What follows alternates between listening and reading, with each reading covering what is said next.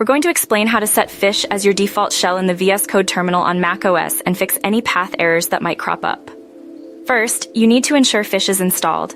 If it's not, open your terminal and type brew install fish, assuming you have Homebrew installed. If not, you'll need to install that first. After installation, let's configure VS Code. 1. Open VS Code. 2. Go to Code Preferences Settings or press CMD+. 3. Search for terminal.integrated.shell.osx. 4. You'll see a setting called Terminal Integrated Shell Path, macOS. 5. Click the text field to the right. 6. You now need to find the path to your fish executable.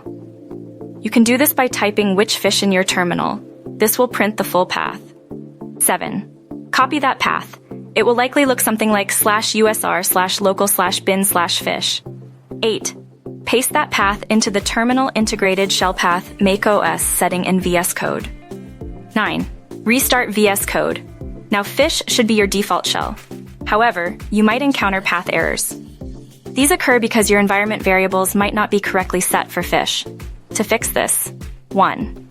Open your fish configuration file by typing nano_.config/fish/config.fish, write single quote in your terminal, or use any other text editor you prefer. 2. You might need to add commands to set your path variable correctly. This ensures that the terminal knows where to find your commands. The exact commands depend on what tools you use. For example, if you commonly use NVM, Node Version Manager, you may need to add a line to source your NVM configuration.